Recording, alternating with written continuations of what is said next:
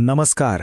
आपल्या सगळ्यांची लाडकी लाल परी म्हणजेच आपली एसटी बस खरं तर आपल्या रोजच्या जगण्याचा एक खूप महत्त्वाचा भाग आहे, नाही का? तर ह्या एसटी प्रवासात ज्या सवलती मिळतात ना, त्यासाठी आता एक नवीन गोष्ट अनिवार्य झाली आहे आणि ती म्हणजे एसटी स्मार्ट कार्ड. चला तर मग आजच्या या माहिती सत्रामध्ये आपण एकदम सोप्या भाषेत समजून घेऊया की हे कार्ड मिळवायचं तरी कसं. बरं, आता अनेकांच्या मनात पहिला प्रश्न हाच येतो की जुने कागदी पास आता चालणार नाहीत का? तर याचं उत्तर आहे हो, ते आता चालणार नाहीत.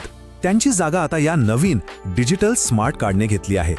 सोप्या भाषेत सांगायचं तर सवलतींचा लाभ जर पुढेही घ्यायचा असेल तर हे नवीन स्मार्ट कार्ड काढणं खूप गरजेचं आहे. चला एक नजर टाकूया की आज आपण काय काय पाहणार आहोत.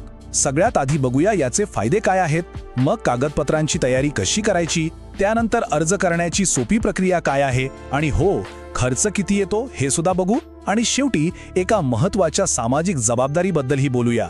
चला सुरू करूया. तर पहिला मुद्दा, फायदे. हे कार्ड इतकं आवश्यक का आहे, नाही का?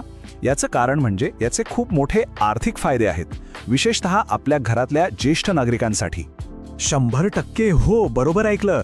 ज्यांचं वय 75 वर्ष किंवा त्यापेक्षा जास्त आहे, म्हणजे जे अमृत ज्येष्ठ नागरिक आहेत, त्यांच्यासाठी ही एक जबरदस्त सुविधा आहे. या कार्डमुळे संपूर्ण महाराष्ट्रात कुठेही एसटीच्या कुठल्याही गाडीने त्यांना 100% मोफत प्रवास करता येतो. विचार करा किती मोठी सोय आहे ही. आणि आता 50% बोलूया.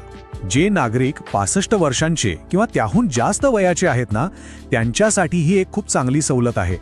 त्यांना एसटीच्या तिकीट दरावर सरसकट 50% सूट मिळते. म्हणजे काय, तर प्रवासाचा खर्च थेट अर्धा. ही सुद्धा एक खूप मोठी बचत आहे, नाही का? आणि एक मिनिट, हे फक्त ज्येष्ठ नागरिकांपुरतं मर्यादित नाहीये बरं का. विद्यार्थी असोत, दिव्यांग बांधव असोत किंवा पत्रकार, ह्या सगळ्यांना सुद्धा त्यांच्या हक्काच्या सवलती मिळवत राहायचं असेल तर हे स्मार्ट कार्ड आता बंधनकारक आहे.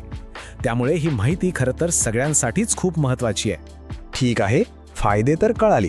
आता वळूया प्रत्यक्ष तयारीकडे. म्हणजे अर्ज करताना ऐनवेळी धावपळ नको म्हणून कोणती कागदपत्र आधीच तयार ठेवायची ते बघूया.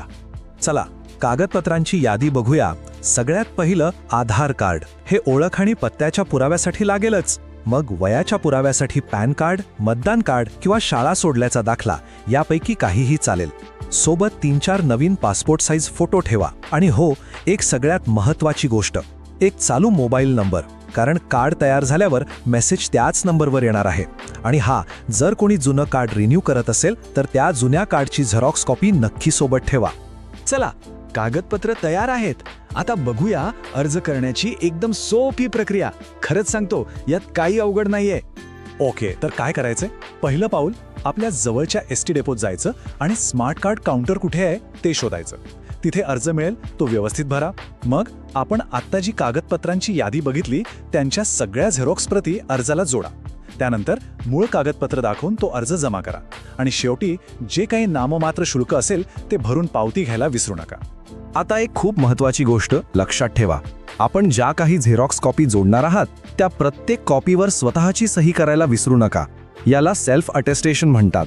ही खूप छोटी गोष्ट वाटते, पण याच एका चुकीमुळे अर्ज परत येऊ शकतो. त्यामुळे हे नक्की करा.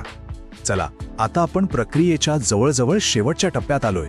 अर्ज तर जमा केला, आता पुढे काय होतं आणि यासाठी खर्च किती येतो ते पटकन बघून घेऊया. खर्चाची काळजी करू नका, तो अगदीच नाममात्र आहे. या कार्डसाठी साधारणपणे 55 ते 60 रुपये एवढंच शुल्क लागतं. आणि हो, हे पैसे भरल्यावर जी पावती मिळते ना, ती कार्ड हातात मिळेपर्यंत अगदी जपून ठेवा.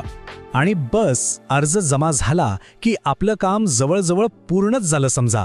आता फक्त थोडी वाट पाहायची. काही दिवसांतच आपल्या दिलेल्या मोबाईल नंबरवर कार्ड तयार झाल्याचा एक मेसेज येईल.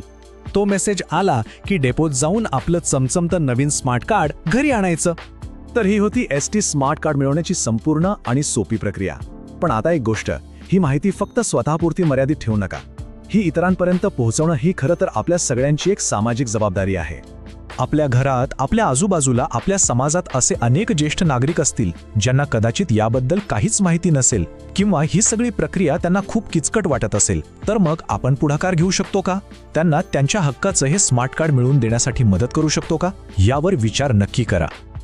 अशाच नवनवीन अपडेटसाठी आणि माहितीसाठी आत्ताच आपल्या योजना फॅक्टर यूट्यूब चॅनलला सबस्क्राईब करायला विसरू नका. चला तर मित्रांनो, भेटूयात नवीन माहितीसह नवीन अपडेटमध्ये. धन्यवाद.